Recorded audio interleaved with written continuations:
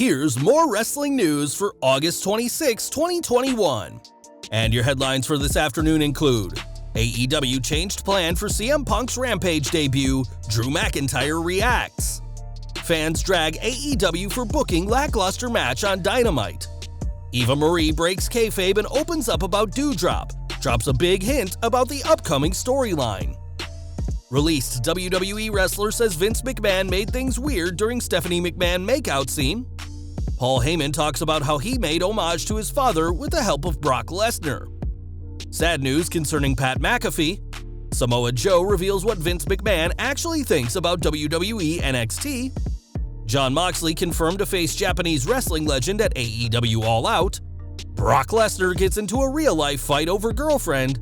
Why Britt Baker urged Tony Khan, and more. We're kicking off with CM Punk, whose AEW Rampage debut could not have gone better in the eyes of most fans. But what fans saw in the United Center last Friday wasn't the original plan. Speaking on what happened when, Tony Schiavone revealed that the original plan called for him to introduce Punk, and that Tony Khan made the call for Schiavone to do the introductions. Schiavone argued that what he needed to say ahead of Punk should be minimal before meeting Punk in his dressing room at Rampage, where the former WWE champion was hanging out with a few friends, including ECW's sign guy Dudley. It was during their discussion that Khan came in and changed the script, saying that Punk didn't need an introduction and would come out on his own, a decision that Schiavone more than agreed with. On last night's Dynamite, Punk and Schiavone finally shared the ring as the legendary announcer interviewed AEW's newest signing in the middle of the ring. And we're looking forward to what the best in the world does next as part of his multi-year deal with the company. Punk has previously said that his debut was wrestling's worst-kept secret, but that didn't mean Tony Khan wanted the fans or wrestlers to know everything ahead of time. According to Fightful, Khan never outright told the roster Punk was joining AEW until he showed up in person, and was listed as a guest on the card for the show. Punk wasn't hidden backstage and was more than happy to interact with the wrestlers, and he'll be seeing a lot more of these same people now that he's with AEW for the considerable future. As one of wrestling's biggest stars of the 2000s, Punk couldn't have been cheap for Khan to sign, but money wasn't a concern for the AEW president and CEO. Speaking on the La Batard and Friends show, Khan discussed Punk's debut and how he isn't surprised that the former WWE champion has set a record for the most t-shirts sold on PWTs in just 24 hours.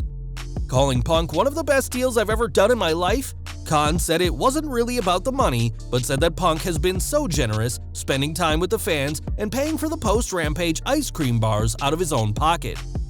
When asked if Punk has already paid for himself at this point, Khan said, "Yeah, I do think so in terms of what this has done for our business. I really believe that as soon as we saw the results from this before we even got started, I knew this was the best deal we could have possibly done." There's no word on just how much Punk is being paid as part of his multi-year deal with AEW, but he didn't return to wrestling after 7 years for a lowball deal. But according to Khan, no amount of money was too much to pay for the former WWE World Champion. Immediately after his debut on Rampage, some WWE superstars referenced Punk's appearance, but avoided using his name or AEW in their tweets. One person who is happy to see Punk is Drew McIntyre, who's pleased to see the former world champion back in the ring. Speaking to Pro Wrestling Bits, McIntyre was asked for his view on Punk's debut and said, "Just anything that's good for wrestling, I'm all about. I was outside the company 2014 to 2017, working in the independents and with Impact, and just trying to make wrestling a healthier, better place. And it's healthy right now. It's in an incredible place. It helps that WWE is still at the top leading the charge, and anything that can make it better, I'm all about. So yeah, if it makes a positive difference, it gets a thumbs up from me." Punk has single-handedly brought back a significant amount of interest in pro wrestling, as fans who fell out of watching are now back to see what Punk does next, and that's completely fine, according to the first-ever Scottish WWE champion. In just a few years, AEW has built a loyal fan base, but those same fans weren't thrilled with this week's Dynamite. Just days after CM Punk's debut on Rampage, expectations were high for last night's show, and on Twitter, fans voiced their objections to the card, with many believing that the Gun Club vs. Factory match belonged on AEW Dark or Dark Elevation rather than Dynamite. Other fans expressed a total lack of interest in either faction heading into the match, whilst some said that the company had missed a golden opportunity to keep the momentum going after last Friday's epic Rampage. Fans weren't thrilled with last night's tag team match, which did little to make QT Marshall seem like a credible threat to his all-out opponent Paul White, as fans believed that booking the tag match was a major misfire for the usually red-hot AEW. In June, Eva Marie made her return to WWE TV after teasing an evolution and has been working with Doudrop ever since. The pair were originally tag team partners, but after Marie's loss to Alexa Bliss at SummerSlam, Doudrop mocked her, seemingly starting a feud between the two. Speaking to Scott Fishman, Marie discussed her storyline with Doudrop, saying that fans have no idea where it'll go next. Doudrop is absolutely incredible. I mean, she's such a great athlete. But being able to get paired with her, work together, and then our storyline is so different than what you see on Raw. On SmackDown, I love where we're going in the Alexa Bliss storyline too, because everything is so unexpected, and that's what makes people want to tune in and watch. Whether you like it or you don't, you know you want to see what's going to unfold and what's going to happen. I'm excited to where we end up and where we go. Because every single week, it's different where the WWE Universe thinks they know, but they have no idea. It remains to be seen how the storyline between Eva Marie and Doudrop continues on Raw, as for now, most fans are massively invested in either woman. In the summer of 2000, WWE's top angle was a love triangle as Kurt Angle looked to drive a wedge between Triple H and Stephanie McMahon Helmsley. On the August 24, 2000 edition of SmackDown, Kurt planted a kiss on Stephanie after carrying her backstage, something the Olympic gold medalist wasn't a fan of. Speaking on his show, Angle recalled the kiss and how it wasn't exactly in the most romantic of settings. He said, "It was so nerve-wracking. Not only that, the director was Vince McMahon. He was 3 feet away in a chair. I'm kissing Vince McMahon's daughter right in front of him. Of course, I didn't want to slip her the tongue. I didn't know what to do. I was so nervous about it because Vince McMahon is just standing there looking, and he's wide-eyed like, I want to see this. And I was like, holy crap, this is so weird. It was a great moment for me because it did so much for me, but it was really uncomfortable." What happens when we go off the air? Stephanie says, "Kurt, you kiss like a fish." I said, "Stephanie, what the hell did you want me to do? Your dad is watching us." Angle's feud with Triple H did elevate him up the card, as he'd end his rookie year in the company as WWF champion, but he had to have perhaps the most awkward kiss in front of Vince McMahon, no less, to get to the top. One person who knows all about working with Kurt is Paul Heyman, who briefly managed the Olympian from 2002 to 2003. Heyman has managed some of wrestling's greats and returned to WWE in 2012 as the advocate for Brock Lesnar.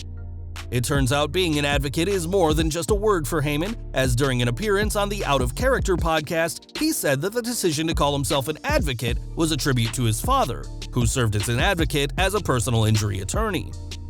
Heyman has had a lot of monikers, including being the special counsel to the tribal chief Roman Reigns, but with Lesnar back in WWE, Heyman could be the Beast's advocate once again soon enough.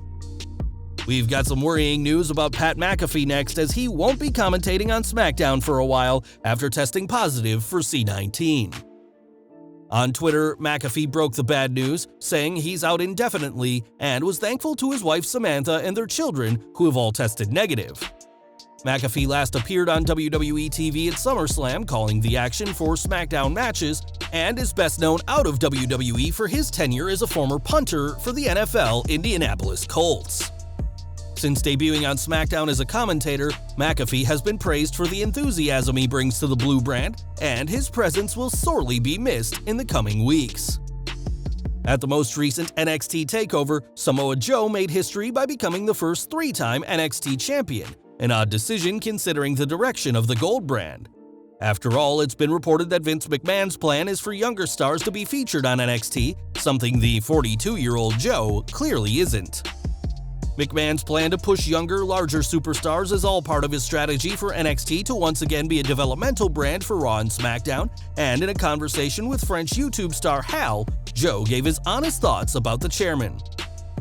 "I think he perceives it as the future of the company. I think that he's heavily invested in it. It's funny, I read all this stuff that I hear from people. At the same time, he's probably the biggest proponent of its existence, and much of what has happened in it thus far. NXT, it's the future of WWE, and it's a big reason why I'm excited to be kind of associated with it. NXT may be the future of WWE, but fans haven't been blown away by McMahon's plans so far, even if the consensus is that Joe was the right person to dethrone Karrion Kross at last Sunday's TakeOver event. More from AEW, and after reports of an outbreak in New Japan, Jon Moxley's match for All Out, which was rumored to be against a Japanese legend, was in question, but it's now been confirmed that he will be in action for All Out. On Dynamite, Moxley confirmed he'll be facing Satoshi Kojima during the show and plans to end the Japanese legend's career on September 5th, and time will tell if he does just that at AEW All Out. AEW Women's World Champion Britt Baker will be in action at All Out too, but it's likely she won't be coming alone. On the inaugural Rampage, Jamie Hayter returned to AEW, assisting Baker in a post-match brawl with Red Velvet and Chris Statlander, and her ties to the DMD aren't just on TV. Speaking to Vince Morales of Milwaukee Records, Baker said that after facing Hayter in England, she was the one who nudged Tony Khan and Kenny Omega into considering her for AEW, and when the world recently started opening up again, she once again nudged the pair to consider the talented English wrestler. All this work paid off as now Hayter is signed to a deal with AEW and could play a huge role when Baker defends her Women's World title against Statlander at All Out next month. Now, it's no secret that Brock Lesnar isn't fond of other people, and that attitude goes all the way back to his days in OVW. Recently, former OVW manager Kenny the Star Maker Bolin revealed an altercation he had with the future Universal Champion, all over a misconception over his girlfriend. He explained, "I went to hug his girlfriend, but I was so hot and sweaty I didn't want her to touch me, and she'd been in my house 100 times. Her and Brock came over and watched pay-per-views all the time. So I put my arms around, but I didn't want to touch her because I'm wearing a silk shirt soaked in sweat, and I didn't want her to touch me, so I did the Hollywood kiss where I didn't touch her." Brock is walking through the ring. He's coming back to work with the ring crew, and he says, "Bolin, get your hands off my girlfriend." I thought he was playing for the crowd because there's about 20 to 30 people. I say, "Hey brother, no problem," and I'm just kind of playing along. He comes over and gets to my face and says, "Don't you ever touch her again, you MFer." I said, "Brock, what the hell is the matter with you, man?" He says, "Don't you ever touch her."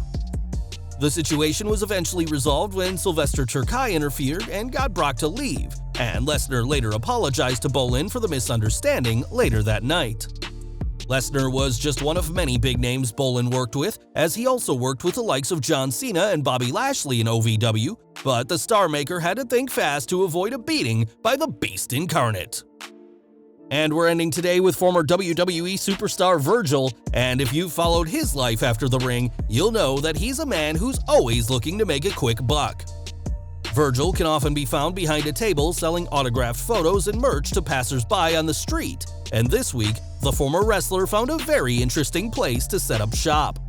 On Twitter, a photo went viral of Virgil selling his merchandise on top of the Hollywood Walk of Fame star of Vince McMahon. Not only did Virgil sell on McMahon's star, but he did so on the chairman's 76th birthday, and in a message on Instagram, dedicated the hustle to McMahon himself. Ever the salesman, Virgil also promoted his new game Meat Sauce Madness on Instagram, saying it was his wish for McMahon to play the game. Virgil knows how to stay in the spotlight, and if McMahon doesn't want Virgil selling on his square, we're sure the former superstar will gladly move elsewhere for the right price.